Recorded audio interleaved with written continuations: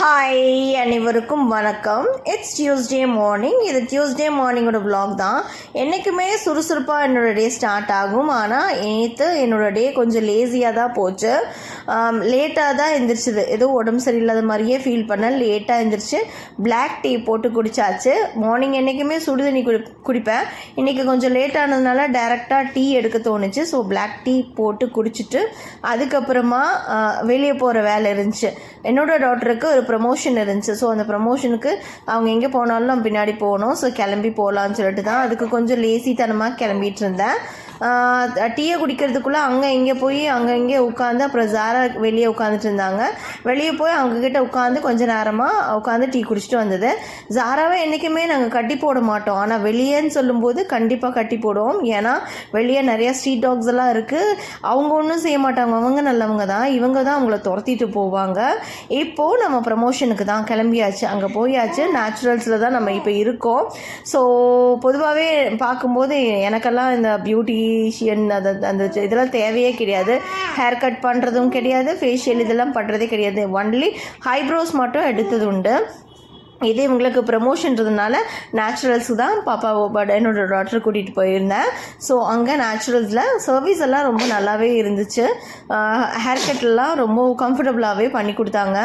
So இது ஒரு promotion வீடியோவாக நீங்கள் எடுத்துக்காதீங்க.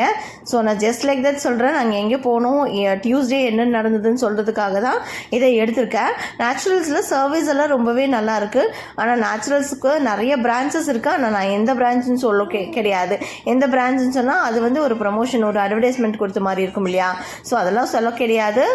ப்ரமோஷன் இருந்துச்சு, போனோம். அங்கே அந்த டேவை நாங்கள் அப்படியே அங்கே ஒரு 3 hours பிடிச்சிச்சு. அவங்க ஹேர் வாஷ் பண்ணி விட்டுட்டு ஸ்பா எல்லாமே ஹேர் கட்டிங் எல்லாம் பண்ணாங்க. எங்களுக்கு ரொம்ப சாட்டிஸ்ஃபைடாக இருந்துச்சு. எல்லாம் முடிச்சுட்டு ஒரு 1 o'clock போனோம். ஒரு 3:30 எல்லாம் ஆயிடுச்சு வீடு திரும்பும்போது.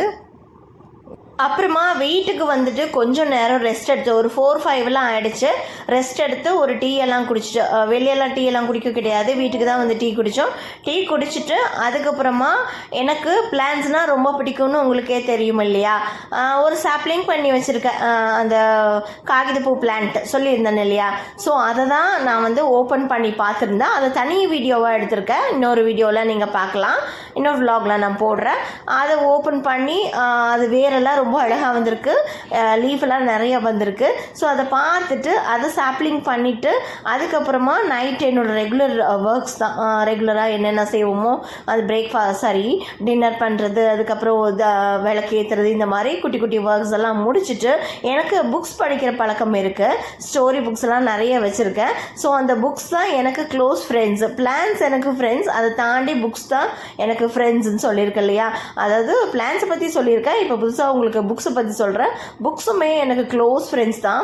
எனக்கு மேக்ஸிமம் எங்கே ஸ்பெண்ட் பண்ணுவேன்னா வீட்டு வேலையெல்லாம் முடிச்சதுக்கப்புறம் பிளான்ஸோட டைம் ஸ்பெண்ட் பண்ணிப்பேன், இல்லைன்னா புக்ஸோட டைம் ஸ்பெண்ட் பண்ணியிருப்பேன். ஹியூமன் பீயிங்ஸோட பேசுகிறது ரொம்பவே கம்மி தான். ஏன்னா ரொம்ப அதிகமாக பேசினா சண்டை தான் அங்கே வரும். இப்போ வழக்கமாகவே பார்க்கும்போது ஸோ சண்டை வரும், போட்டி போகாமல். ஒரு போட்டி இருக்கலாம் ஒரு மனிதர்களுக்குள்ள, பொறாமைன்றது இருக்கவே கூடாதுங்க. போட்டி கண்டிப்பாக இருக்கணும். அதுவும் ஒரு ஹெல்த்தியான போட்டியாக இருக்கணும். அதெல்லாம் தப்பு கிடையாது. அதனால் மேக்ஸிமம் வந்து நான் பீப்புளோட பேசுகிறதையே அவாய்ட் பண்ணிவிடுவேன். எனக்கு அந்த நேச்சுரல்ஸ், அதாவது நான் இயற்கையோட கலந்து இருக்கிறது ரொம்பவே பிடிச்சிருக்கு. ஸோ அதோடையே என்னோடய வாழ்க்கை இப்படியே போயிட்டுருக்கு. ஸோ விலாகுக்கு வருவோம். இப்போது என்னோடய டாக்டரோட அவுட்லுக் இப்படி தான் இருந்துச்சு. ரொம்பவே ஹெல்த்தியாக இருக்குது பாருங்கள். ப்ரீவியஸ் ஹேர் பார்க்கும்போது ரொம்ப ஃப்ரிஸியாகவும் ரொம்ப இதாக இருந்துச்சு. ஸோ இப்போது ரொம்ப ஹெல்த்தியாக சேஞ்ச் ஆகிடுச்சு. நமக்கு பார்க்கவே ரொம்ப வாவுன்ற மாதிரி இருந்துச்சு.